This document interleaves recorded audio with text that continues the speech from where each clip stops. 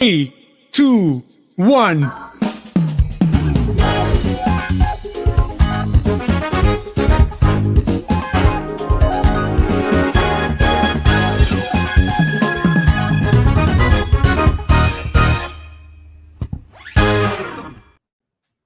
Hello, everybody. Welcome to the Gringo Show. Yeah. Hope you're all doing well today. We're so excited to have you. We have a great show for you tonight. We have Luis Carlos Ugalde, former head of the National Election Institute, who comes to us with a lot of experience dealing with presidential candidates who just don't want to admit that they lost an election. So we'll talk to him about that, and we're also going to talk about the death of Argentinian soccer star Diego Maradona, his life, and the impact here in Mexico. So stay with us for the next 20 minutes. No need to move over to Instagram. Miguel got another tattoo. Elisa's life is so fabulous and happy in Tulum, even though in reality she's miserable and lonely. And thanks, Seb, your dog is adorable, and oh my God, it does the craziest things. But instead, you can stay with us and get a dose of reality, the important things that are happening in the world that you need to know. For example, the village of fucking Austria. No, I'm not saying anything bad about this town. I've never been there, but really the name of the town is fucking. Named in the 6th century after a guy named Focko. And so in German with the suffix ing, it means the place of Focko's people. But the fucking town, population 106, was tired of having their fucking sign stolen and all of the tourist attention. And I'm literally quoting this from Wikipedia. The Germans all want to see Mozart's house in Salzburg. The Americans want to see where The Sound of Music was filmed. The Japanese want to check out Hitler's birthplace in Braunau. But for the British, it's all about fucking. And all I have to say is you are so disgusting, Nigel. You're a 55-year-old insurance salesman from Sheffield, and all you want to do on your vacation is see a sign that says fucking. You should be ashamed. The town changed its name to Fugging in hopes that all of this attention would stop. And I know how you feel, Fugging Austria. I'm with you. This show used to be called the Pinche Gringo Show, but thanks to multinational corporations and Karen, our friendly liberal shamer, for ruining the fun. But in other news, we are following this week, so you don't have to. The ruling party in Hungary eliminated constitutional protections for gays, voted to end recognition of transgendered people, and would not allow Hungary to participate in Eurovision because they said it's too gay. A jungle out there, so hold on tight. I don't. What are they talking about? Too gay? Just artistic. So one of the members of this party and a member of parliament who has been chastised for his anti-gay rhetoric abruptly resigned after he was caught this week in a 25-man gay orgy in Brussels, which was also in violation of COVID restrictions. He tried to escape, but was quickly caught with his pants down, figuratively speaking. They also found a bunch of narcotics in his bag, which of course he said were not his, that he was holding them for a friend. He also said, "Don't tell my wife, don't tell my party. I promise I won't tell them, but I think it's a little too late." And it's just another example of the more homophobic you are, the more likely you'll be found in a 25-person gay orgy. In tech news, Best Buy announced it was exiting the Mexico market last week amid declining sales. Goodbye, nice, spacious stores with friendly staff. Hello, Juan's Teléfonos en la Plaza de Tecnología. The artist Drake announced yesterday he was releasing a new scented candle that smells like, well, him. He announced that his smooth musk fragrance is introspective as an interpretation of your beautiful self, yet extroverted as how you would want others to see your bold and brilliant self. I'm wondering if there are going to be other Drake smells like Drake after gym candle, Drake after sex candle, Drake after hugging a stray dog candle, or of course, whatever happens up north usually happens here in Mexico. So, for example, good barbecue. So how about an AMLO candle? Smells like an old man who drives a Volkswagen and maybe didn't have the energy to shower today because showering every day is privileged and elitist. Or how about a Luis Miguel candle? Smells exactly like Michael Jackson. Or how about a squeegee guy scented candle? Because there's nothing like the smell of the fresh air of Mexico City on the body of a guy washing windows all day. Smells delicious. So we just can't get enough Trump out of our minds. It's like that time you saw grandma naked and you're doing everything to get it out. Get it out, grandma. I can't see it. And she still stays there. Well, same thing with Trump. He just won't go away. And we're still waiting on pins and needles to see if he finally admits that his show is over. This may never happen, but we don't know if he will attend the inauguration, if he has to be escorted out of the White House by the Secret Service or whatever. The campaign's lawyers are still continuing their efforts to submit frivolous lawsuits that don't have any evidence or sense, and judges are responding with scathing responses that are basically telling the campaign that they are wasting the judiciary's time and resources.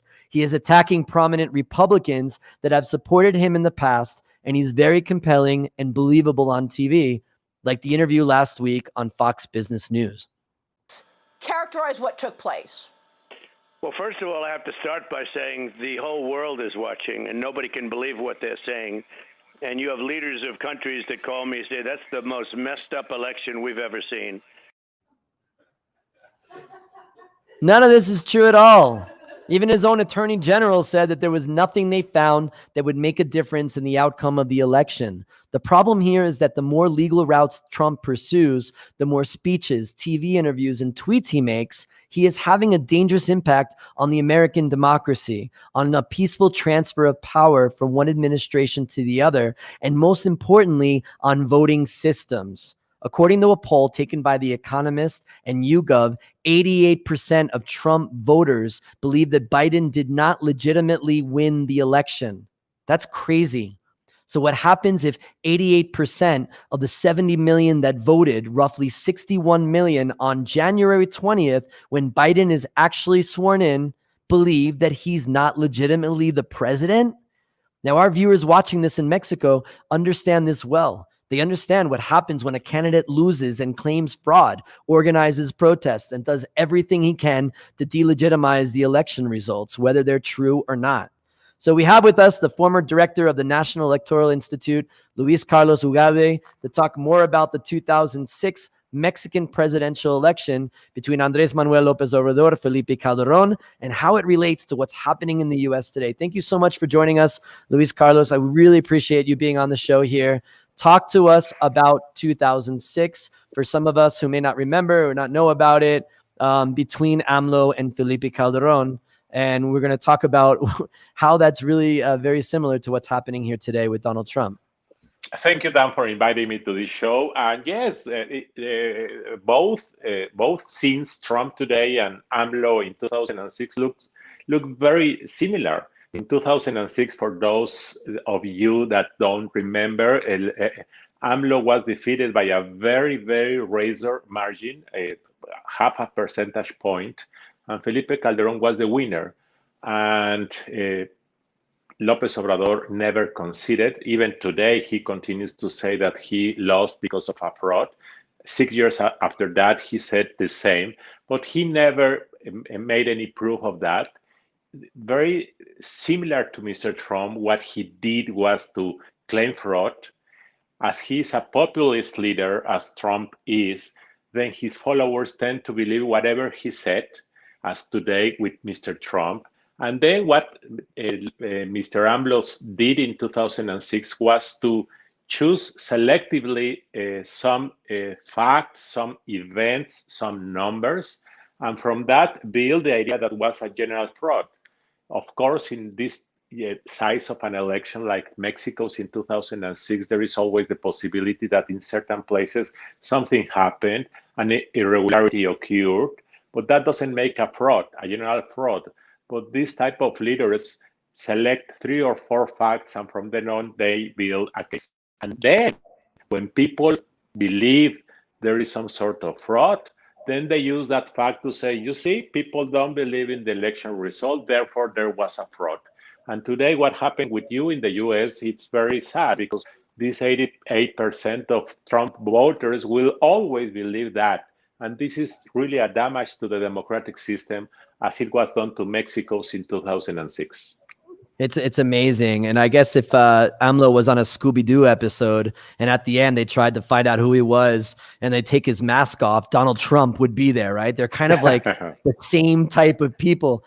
So talking about that so that's what happened in the 2006 election. I know there's a lot of stories about the Occupy Reforma for a couple of months. He had a shadow government, right? That he appointed his ministers. This is just something that Trump hasn't done yet. And I don't know if he's going to do that. Hopefully he won't do that.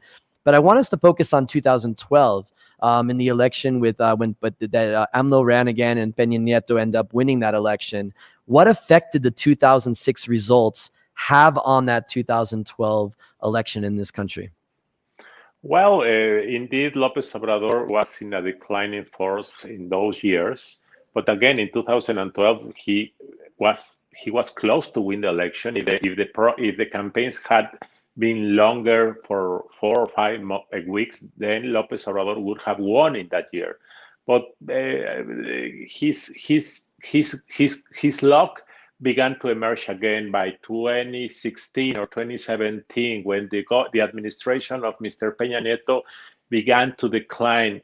And the corruption of that administration was something that helped López Obrador a lot. So in 2018, and this is amazing, López Obrador has said, even as he is already president of Mexico, he has said that he won despite the attempt of INE, the Electoral Commission, to make fraud on him. So he continues to claim that the electoral authority is trying to make some sort of a trick on him. And remember this, probably in next year's election, López Obrador is going to argue again that some sort of fraud is going to be made against Morena if Morena doesn't show up so well in the polls as in 2018. That's incredible. So do you believe that what Donald Trump is doing now, which as you're pointing out, there's so many different parallels to his actions and what López Obrador do.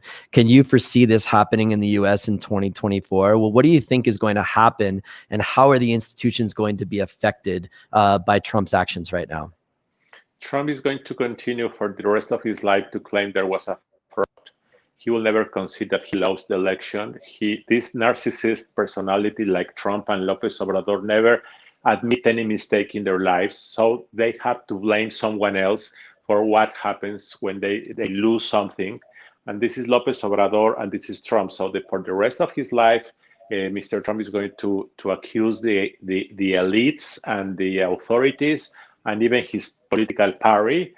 And he may run again in 2024. I hope he cannot, but he will continue to do that. But that's not the problem. Mr. Trump will be away someday.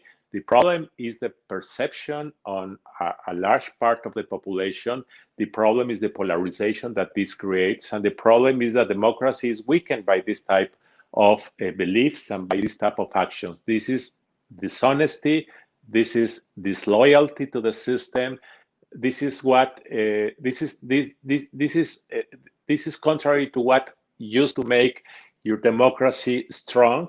The fact that everybody conceded, that everybody respected the rules of the game, and this is a completely game changer, because in the future many politicians will see that simply not recognizing the winner is a way out and one of the means to continue a political career.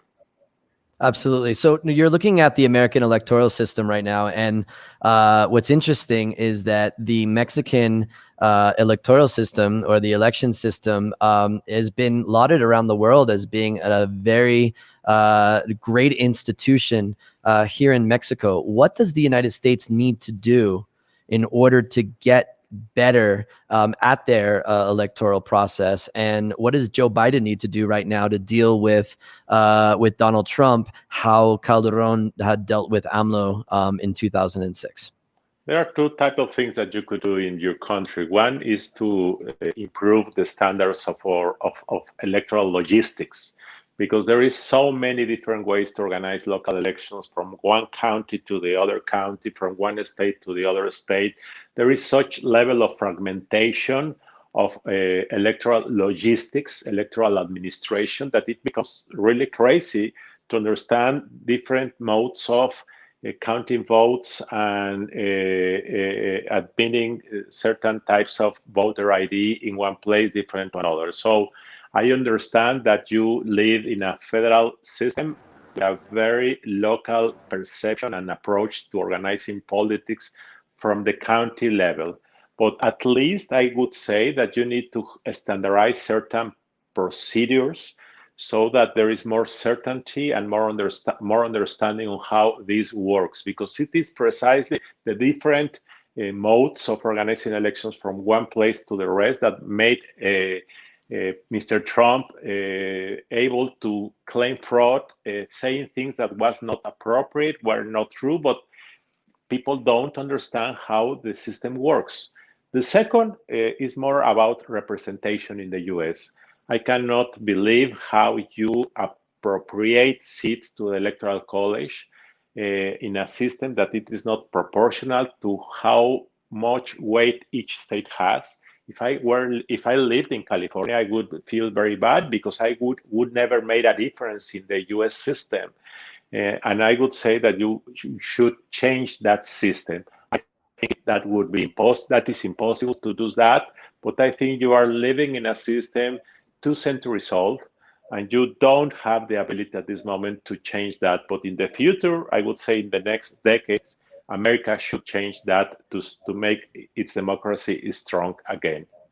Yeah, absolutely. And it's kind of funny too. Some of my Mexican friends have been constantly telling me in the last couple of months that all of the things that they've been hearing in the American system are things that they were used to hearing in the Mexican system, and so surprised that American democracy has gotten to this point. So what do you think about the upcoming elections? Just off topic a little bit, because I think a lot of people are curious about that. Do you feel like 2021 is going to be a safe election here in Mexico? It's going to be a safe election from the perspective of the National Electoral Institute, of course, but it's going to be very dangerous from the perspective of the Mexican president. Our president is going to intervene, speaks a lot, cannot be quiet, and then that is going to create a context in which there is going to be a lot of conflict. In Mexico, public servants, government officials need to be quiet. That is written in the Constitution precisely because in 2006, López Obrador, then candidate to the presidency, claimed that Mr. Fox, who was president at the time, was talking a lot.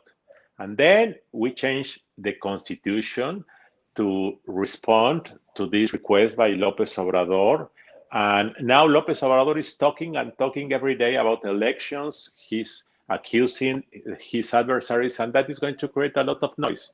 So I assume that the INE, the Electoral Institute, is going to organize the election very well, very professionally, but the president is going to make a lot of noise. And if Morena, the political party in power, loses seats in comparison to 2018, as we think it's going to lose, then many members of Morena, many candidates of Morena, losing candidates will claim fraud, and that is going to be a shame. Really, it's going to be interesting, and we'll stay tuned to that here at the Gringo Show. Luis Carlos Ugalde, former head of the INE, the National Election Institute. Thank you so much for joining us on the show today. Really appreciate having you here. Thank you, Dan. Good luck. Thank you. All right.